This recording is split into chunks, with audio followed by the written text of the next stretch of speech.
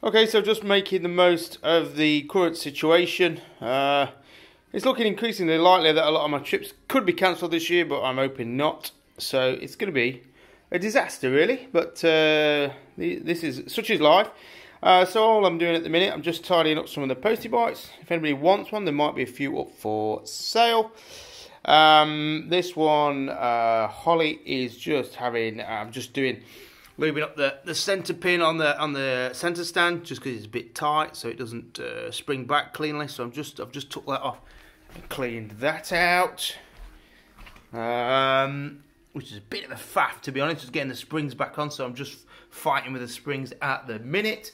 Another job I've got to do, I don't know if people might not know, but I own a Husqvarna TR650, which was the bike produced by Husqvarna when BMW owned them briefly. So it's like a 2013 to 2014 bike, only built for a few years. Sold for about £5,000 in the UK, so mega cheap compared to what we're paying now for a big thumper. It's a G650 GS engine at the BMW, but with Husqvarna's own top end, barrel head, and barrel head. I think that's about it. Only ECU and things like that. So it puts out an extra 10 horsepower, so almost 60 horsepower. It's only chassis, 18-inch rear, 21-inch front, 17-litre tank, I believe, on them. This one's got Marzocchi shivers on it.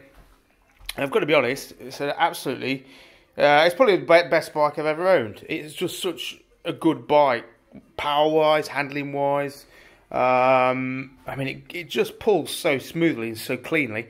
I bought it I think I was having a bit of a low mood mid-winter, and I was driving up to Scotland to see my parents, and in Scotland, and I stopped off at Stafford Motorcycles, and I kind of went in there knowing I was going to buy a bike to cheer me up, and I got this there, and I'd never really seen one, never sat on one. I just sat on it, and I just thought, oh, that feels really good. So, you know, easy finance back then, a few years ago. It's probably going to change now, but easy finance. And I just picked it up, and I rode it, and I didn't ride it that much because then I bought my Himalayan, and I use that for my tours. And I still think the Himalayan is probably a better tour bike, just because it's simpler and easier to load luggage on and things like that. But I could never bring myself to part with the Husqvarna, even when I wasn't using it. And then last year, when the V-Strom 1000 had to go back to Suzuki, I used this for an Irish run, and I used it for a Land's End to John O'Groats run. And it was on the run back from Land's End to John O'Groats, holding it on the motorway, coming back down the M6, and I pulled over the services, and all the power had gone. And then I noticed there was oil pouring out of here, basically out the airbox, and coming down here.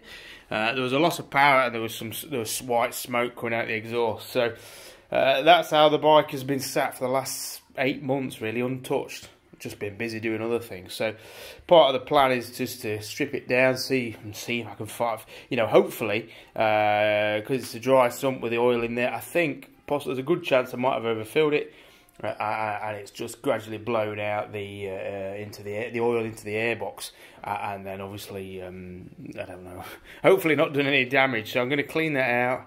The problem is the packaging on these is really bad. To get to the airbox, you've got to take the cans off, drop the subframe, and then I think the fuel tank as well is going to come off. So it's a kind of a packaging nightmare, which is again one of the reasons why I like the Himalayan over this, because it's, you know, there's nothing on the Himalayan, air cooled, simple tech. You can work on it all day long, even a novice like me. So that's the plan. Get the Husky running.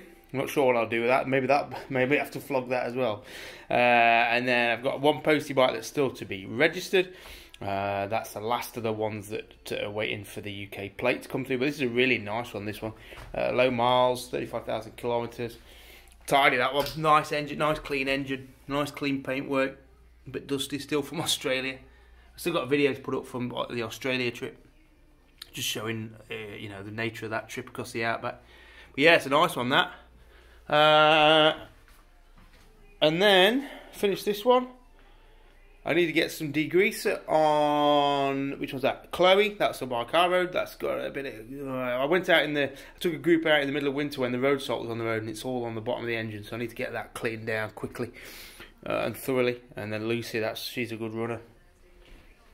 And then probably the highlight of the group, really, my favourite is the no-named one. So this was sat at the shipping company in Perth when I got all the other bikes to Perth after we'd ridden from Brisbane, and it was owned by the guy who shipped the bikes, and he said, "Oh, I've got a postie bike if you want to buy it." And I said, "Well, you know, I've got 8. I think I've probably got enough." He said, "Well, I'll bring it down tomorrow, and you can have a look and see what you think." And he brought it down. It was covered in, it was filthy, absolutely filthy in dirt, in sort of been sat for a long time.